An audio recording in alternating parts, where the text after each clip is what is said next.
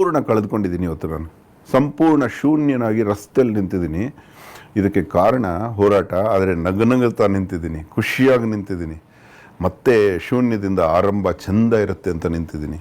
ಶಿವಾಜಿ ಮಹಾರಾಜರು 21 ಗಡ ಕಳೆದುಕೊಂಡು ಇದೇ ಸ್ಥಿತಿಯಲ್ಲಿದ್ದರು, ಮತ್ತೆ ಮೇಲೆ ಬಂದರು. ಪ್ರತಿಯೊಬ್ಬರು ಅಷ್ಟೇ, ಶೂನ್ಯದಿಂದ ಮೇಲೆ ಬಂದ್ರೇ ಸಂತೋಷ. ಮೊದಲ ಶೂನ್ಯದಿಂದ ಮೇಲೆ ಬರೋದು ಅಷ್ಟು ಎರವಿರೋದಿಲ್ಲ, ಎರಡನೇ ಶೂನ್ಯ ತುಂಬ ಪಾಠ ಕಲಿಸುತ್ತೆ. ಕರೆಕ್ಟ್. ಬಟ್ ಇಷ್ಟು ಕಳ್ಕೊಂಡಿದ್ದೀನಲ್ಲ, ಅದು ಖುಷಿ, ಅದು ನನ್ನ ಫೀಸ್ ಅಂತ ತಿಳ್ಕೊಂಡಿದ್ದೀನಿ. ಸಾಮಾಜಿಕವಾಗಿ, ಆರ್ಥಿಕವಾಗಿ, ಕೌಟುಂಬಿಕವಾಗಿ, ನೈಜ, ಭೌತಿಕವಾಗಿ, ಆರೋಗ್ಯದಿಂದ ಎಲ್ಲವನ್ನು ಕಳ್ಕೊಂಡ್ರು ಕೂಡ ಅದೆಲ್ಲ ನಾನು ಕೊಟ್ಟ ಶುಲ್ಕ ನನ್ನ ಜೀವನದ ಮಾನವೀಯತೆಯ ಮೌಲ್ಯ ಬೆಳೆದಿದೆ. ಅಹಂಕಾರ ಕೊಂದೆ, ಗರ್ವನಾಶ ಆಯಿತು, ಮಮಕಾರ ಹೋಯಿತು, ಮೋಹ ಹೋಯಿತು.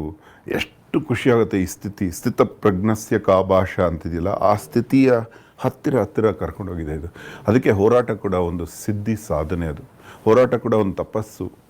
ಹೋರಾಟದಲ್ಲಿ ಒಂದು ಆನಂದ ಸಿಗುತ್ತೆ ಅಂತ ತೋರಿಸ್ಕೊಡ್ತಿದ್ದು. ಯಾವುದೇ ಮಜಲಿನಿಂದ ಶಿಖರಾಗ್ರ ಮುಟ್ಬೋದು ನಾವು, ಮೆಟ್ಲೆ ಹತ್ತಬೇಕು ಅಂತೇನಿಲ್ಲ, ಬಂಡೆ ಗುಂಡೆ ಹತ್ಕೊಂಡು ಮೇಲಕ್ಕೆ ಹೋಗ್ಬೋದು. ಅದನ್ನು ಕಲಿಸ್ತಿದ್ದು.